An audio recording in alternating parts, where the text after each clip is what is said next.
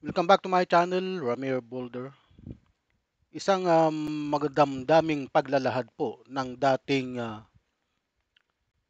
bodyguard ng magkapatid na Bongbong Marcos at Aimee Marcos nung sila po ay mga bata pa.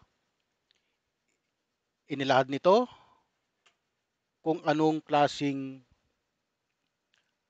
mga bata sila Bongbong at Aimee sapagkat nakasama niya po ito nung mga bata pa po sila. Isang Ilocano, isang taga Ilocos na minsang nanilbihan sa kanila ng napakatagal na panahon. Mula pa sa pagiging presidente ni Apo Lakay, Apo Lakay po ang tawag namin diyan, Makoy ang tawag po namin ng sa mga Ilocano po kasi ang tawag po kay Ferdinand Marcos ay Makoy, kung hindi Apo Lakay.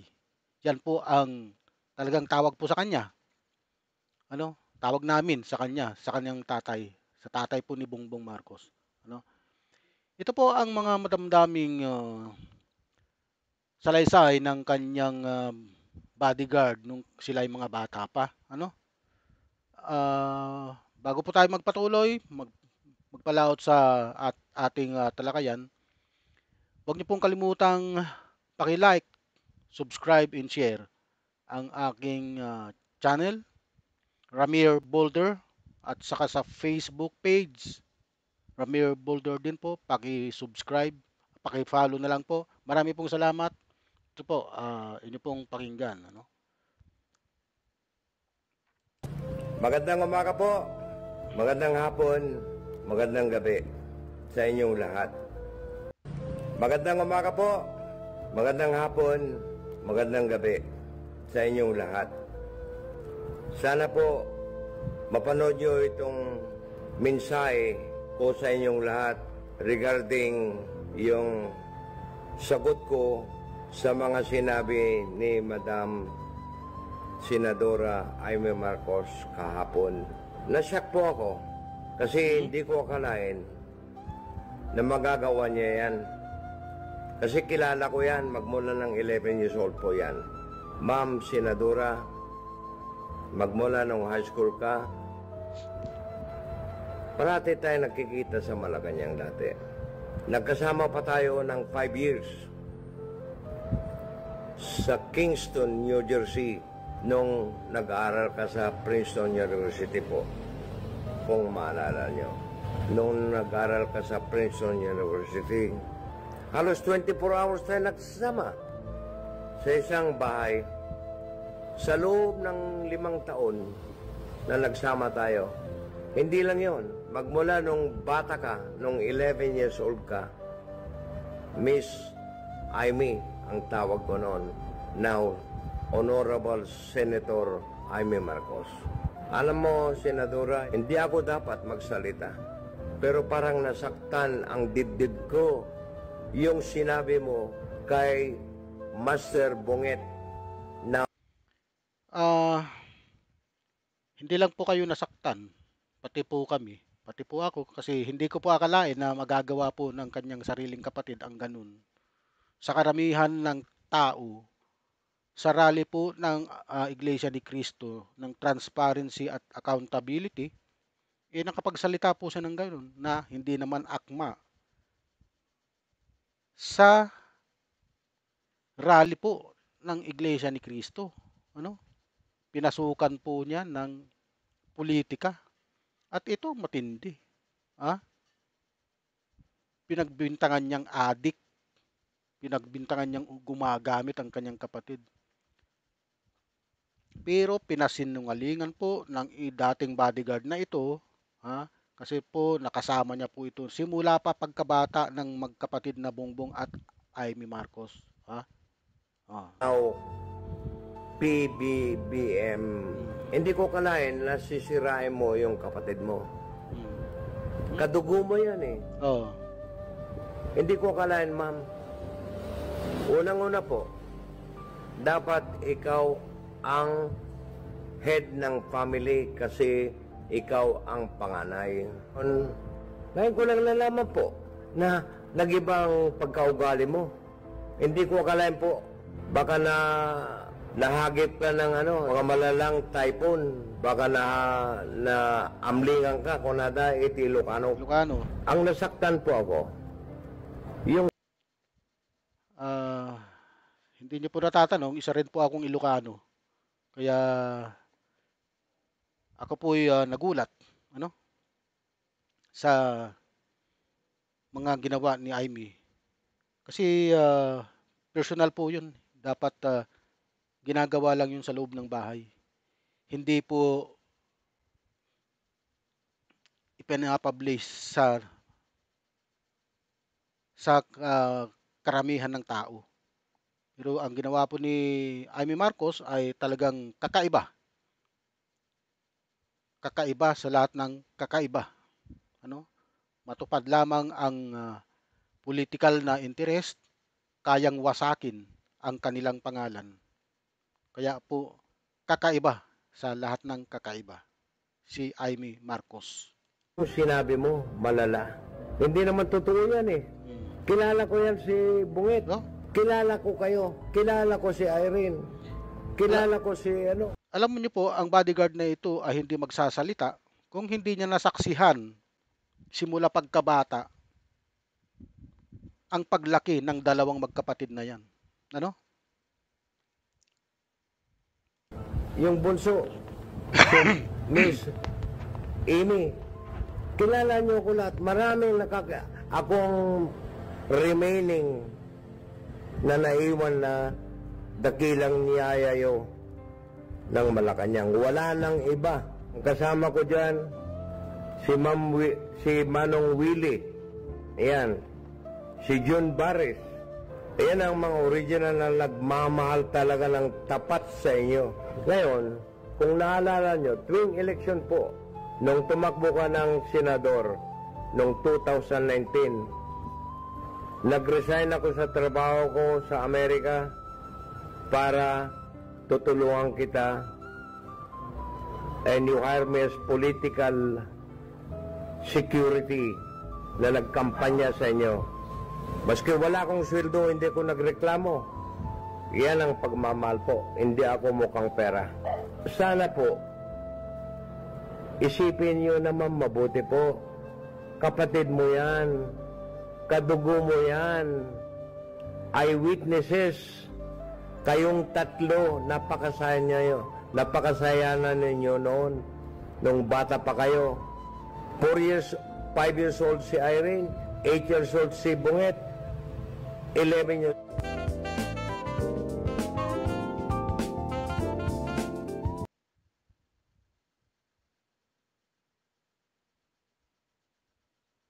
May advertisement po. Ito po. Baka na bagyo, baka na typhoon Uwan ka, na typhoon Yolanda ka. Pero sana ma'am, wag namang ganyan. Ganyan sana. Para itinuturing ko na kayong mga anak ko. I am 81 years old na po, na naglilingkod pa rin sa pamilya ng Marcos hanggang ngayon. Huwag kayong magagalit po. Itong mensahe ko para sa inyo po. Kasi mas matanda ako sa inyo. I consider myself as your stepfather kung tutuusin. Advice ko lang, ma'am, mahalin mo yung mga kapatid mo. Ako rin, panganay ako sa pamilya, ma'am. Siyam kami magkakapatid.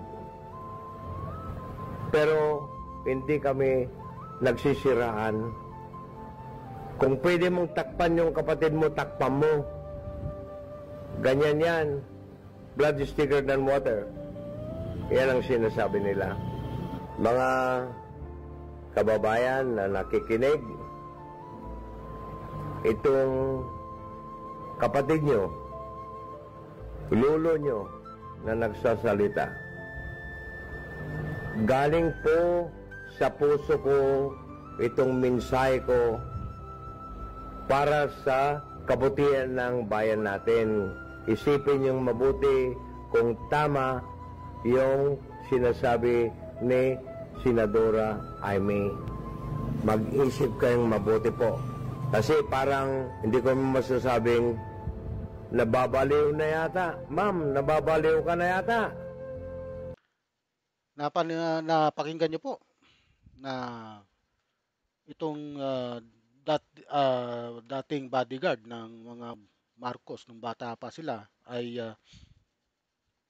nagsabi ng naglabas ng kanyang mga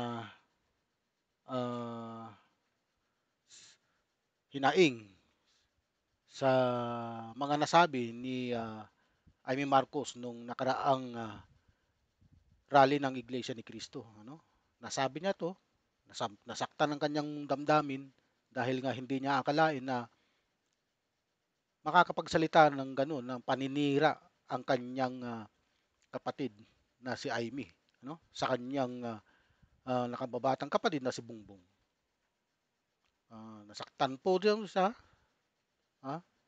at na parang inisip niya na mukhang nababaliw na daw po yata ito si Amy Marcos. Ano? Tuloy po natin.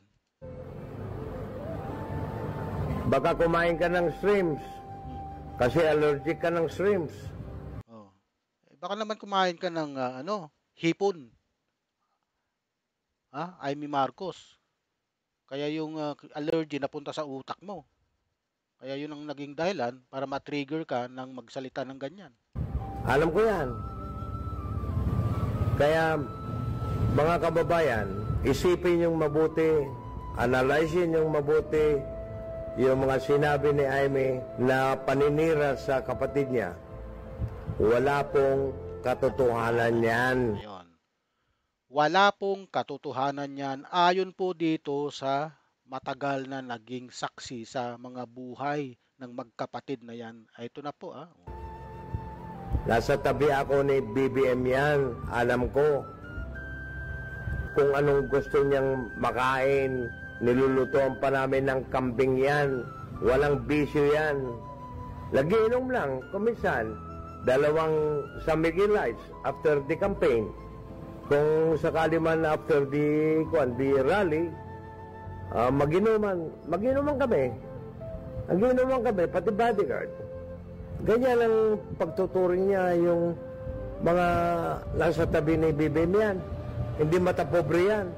Hindi nagagalit yan. Hindi ko pa narinig yung 3 magkapatid na nagmumura.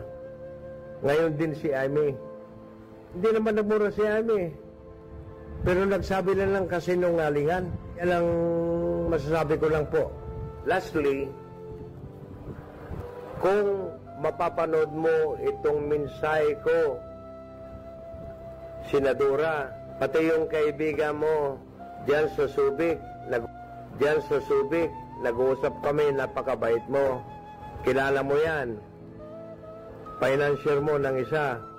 Yung may-ari ng Sigara Hotel dito sa Subic. Kilala kita mabuti. Yung mga bodyguard mo nga, sina Rolex idol nila ako kasi nandun ako sa tabi parate. Iniilan niya ako. Dito ka man, ganyan yan. Mabuti na dito ka, magpakita ka kay Bosyang. Actually, ang palayo niyo sa amin ni Amy is Bosyang. Maraming nakakalam na very close sa kanya. Tingnan mo yan. Nakasama kami. Ang dami kong kasama sa prison noon, ma'am. The late Colonel Arwisa. Yung anak niya ngayon, personal secretary ni BBM, si Leni Arwisa. Ang pamilya namin, sobrang pagka-loyal sa inyong pamilya ng Marcos. Nandito pa rin kami. Walang iwanan po. Yan ang pangako ko kay BBM noon. Habang buhay ako, nandito po ako sa likod ng mga Marcos, sir. Magmula ng protesta, nandyan ako. Alam ni John Barris yan. Kaya, lastly po, Ma'am Senadora, nakikiusap po ako, you are very talented. You are Princeton graduate po. Napakatalino nyo po. Pero isipin nyo, huwag kayong you know that already, ma'am. You are very, very talented. You are very, napakahusay nyo po. Kaya yun ang last na mensahe ko po. Sana po makakarating pa sa inyo itong mensahe ko, ma'am. And kung sakali man meron akong nasabing mali, tawagan lang ninyo ako. Mapapatunayan ko lahat ng mga sinasabi ko. Hindi ako nagsisinungaling. Kaya, ma'am, kung marilulu...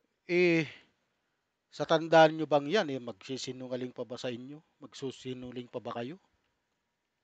Ang pagsisinungaling po kasi, napakalaking bagay po yan na hindi dapat ginagawa. Ang kasinungalingan po ay hindi po tanggap. Magsisinungaling ka para ilaglag mo yung kapatid mo. Ako. Ito naman po, sa tandaan yan. Matanda na po siya kasi ang sabi po niya 81 years old na po siya. Naniniwala po ba kayo na nagsisinungaling po siya?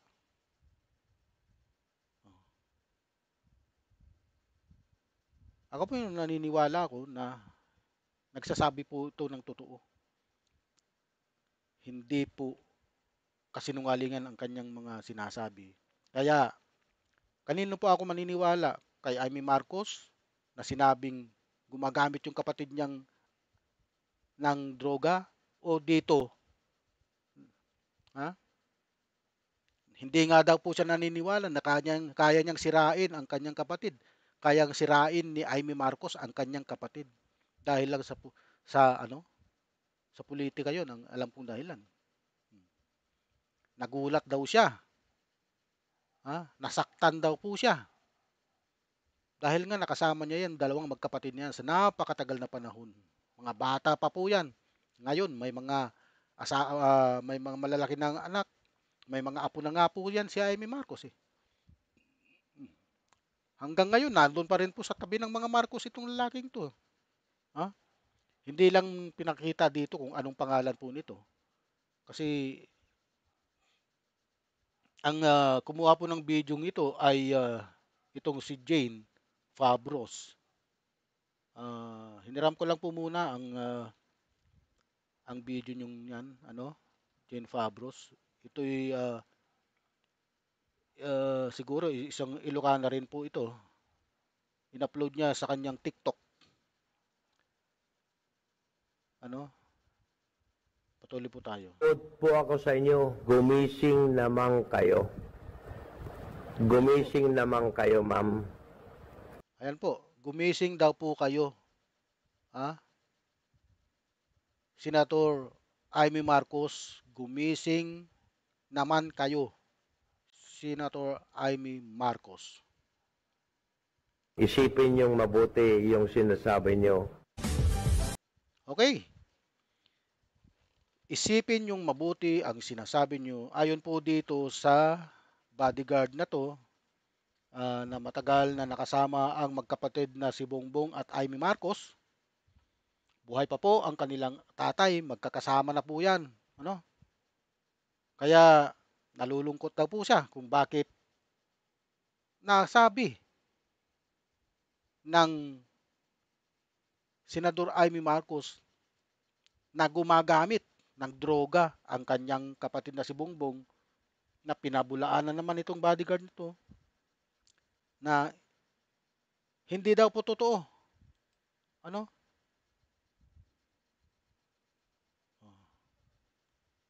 Well, para sa akin, naniniwala po ako rito sa bodyguard na ito dahil nga po sa tandaan niya yan, magsisinungaling pa po ba yan? Wala sa mukha niya. Pero kay Senador Amy Marcos, kasi nga mayroon siyang political ambition, tuluyan niyang nilaglag yung kanyang kapatid sa napakaraming tao sa gathering ng Iglesia ni Cristo rally. nataliwas naman sa accountability at transparency rally na ikinasa ng Iglesia ni Cristo. Ayan, pang-isa, mayroon din akong nasagap na balita na galit daw po ang pamunuan ng Iglesia ni Cristo sa ginawa ni Senador Amy Marcos. Ano? Okay, hanggang dito na lamang po ang vlog na to. Marami pong salamat sa inyong pakikinig at panunood sa aking munting vlog. Ano? Huwag niyo po kalimutan like, share, and subscribe. Huwag niyo rin pong kalimutan aking page, Rabier Boulder. Paki-follow na din po. Marami pong salamat at mabuhay po kayo.